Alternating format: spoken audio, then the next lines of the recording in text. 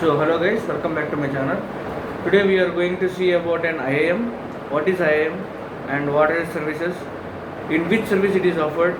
So basically yesterday we have seen the introduction about the AWS. So what is AWS, which companies own that, which companies are using that, which company buys the users and servers, how can you buy the users or the servers. We have seen yesterday about it. So today we are seeing about the IAM. So IAM is a AWS Identity and Access Management that is used to manage the access to the AWS services and the resources securely. So you can control the persons who are being authenticated or authorized. Means you will be having here some set of permissions that are given to the persons like users, groups like that. Here also we have the topic. So we either the person should be controlled in a form that is authorized or authenticated. Means here you can go for two options like authorized and authentication. Means with whoever the user is signed in, that means authentication has been happened at the, so that he is a specified user who can use this sort of permissions like authorized permissions. So this is an IAM.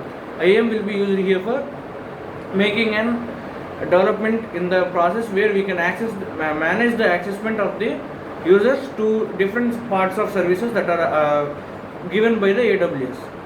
So what does AWS or AWS IAM give to us? So IAM will give us fine-grained access control to the AWS resources, multi-factor authentication, double-step verification like that, integrate with your corporate directory.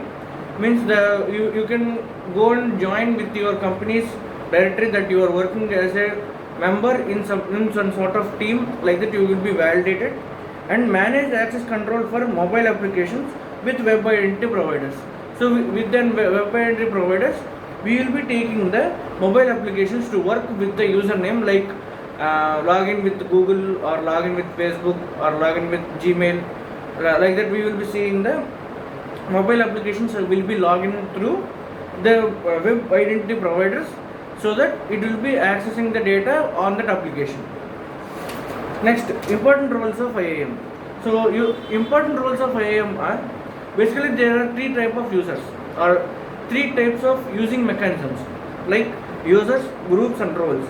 So users are the single users that are like main users or the standard users or the root users, where the root user is the main user that is created the server cloud, and the standard user will be the user that is created later, so that he can use the root user's data to convey or to provide any sort of programming or any sort of cloud computing. So a set of permissions will be given by the root user, or the root user can set the data or the permission that will be given to the group or the other roles. So here the services will be taken into consideration by giving the permissions, like different sort of permissions will be there in the giving for opportunities like services like IAM. IAM will be giving the permission to the services like S3 or EC2 service, which can be spinning up the virtual machines. Means it will be acting as a virtual interpreter in between the apps and you. And RDS, it will store them data. It will EBS means it will be creating some sort of volumes that you can store the data in. And S3 means the storing the data. This is known as the AWS S3 block or storage unit.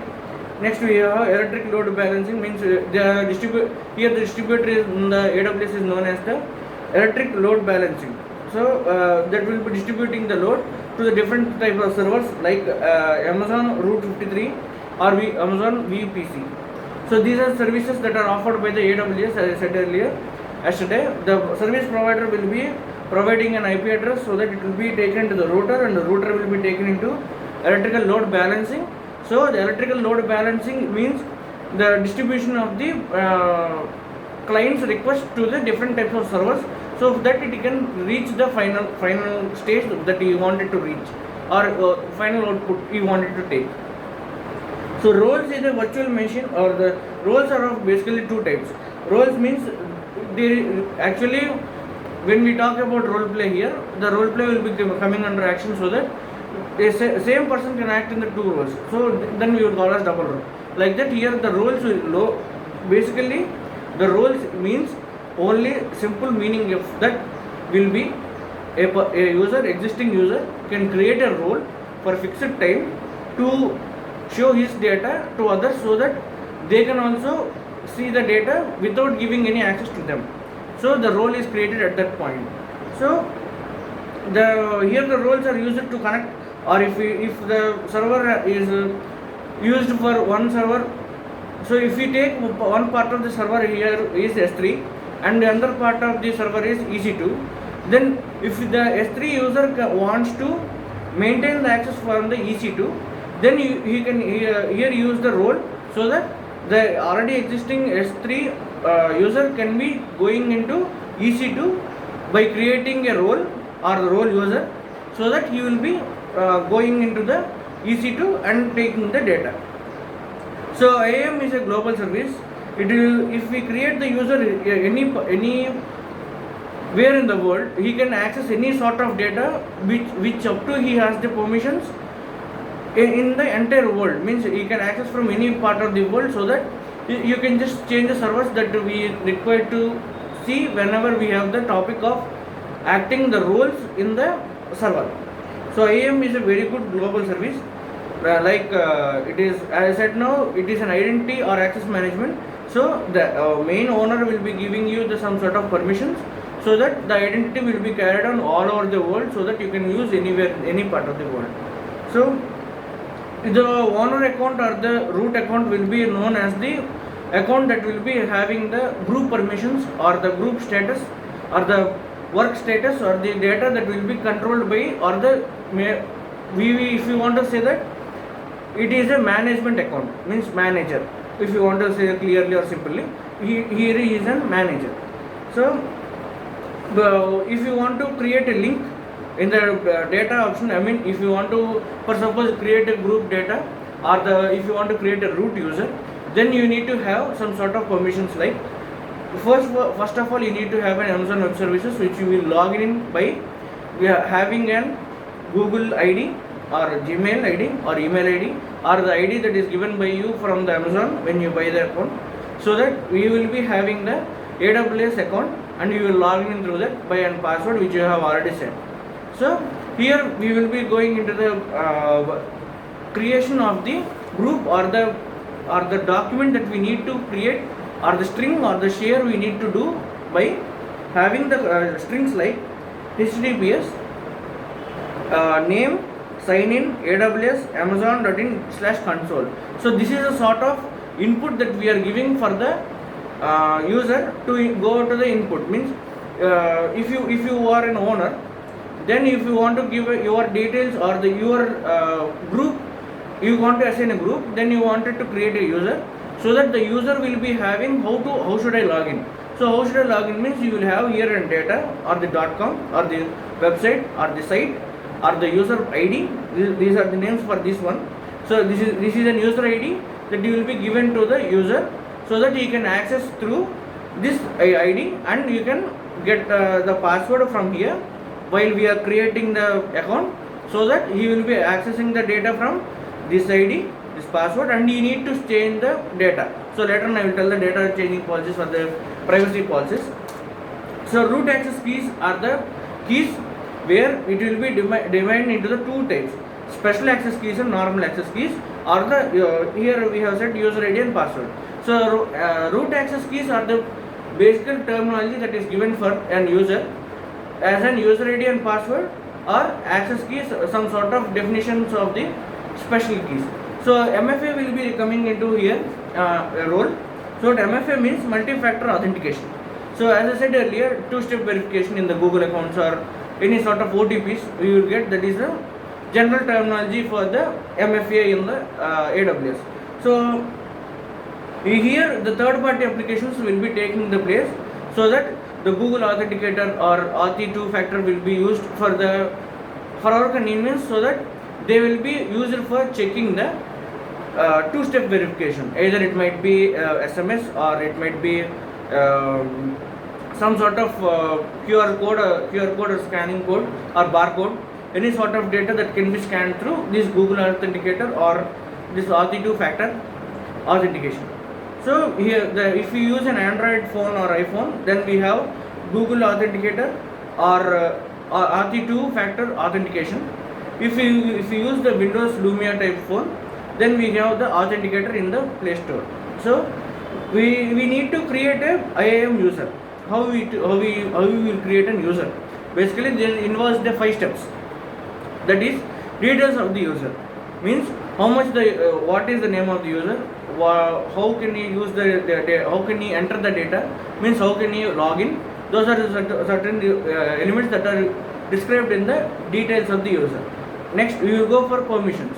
So the owner will be assigning the permissions that are used for maintaining the data, or for the particular user, so that he can only see some sort of data in S3. For suppose I have given the S3 means storage, so he can only read the S3. So that is the permission that is given for him, or the policy. So the policies are set here in the permissions. Next, tag of the destination of the user, means tags means here we will be acting as an, so as I am the owner of the group, here the group is maintained by me, but I need to know which user is what type of standard or what type of designation is given for him. So which designation we will be telling in our team. So if he is working under our team or some sort of team, there the options will be there. We will enter the team name or the which team where he is working. Next, he will give the any sort of designation like developer or programmer, like that. We will be giving the designation for the user that is going to be used. Next, we have the review, means till now we have entered the data, so that we have seen the details of the user, we have given in the permission separately, and we have given in the designation of the team. Now we will review the entire system and complete it. So after completing it, he will be getting the user ID, so that it will be popping up on our screen, so that we can here download it by download.csv will be an option, so that there we can download the entire this stage of, or this format of resume, or this format of data that is provided by the user to the owner, or the owner to the user.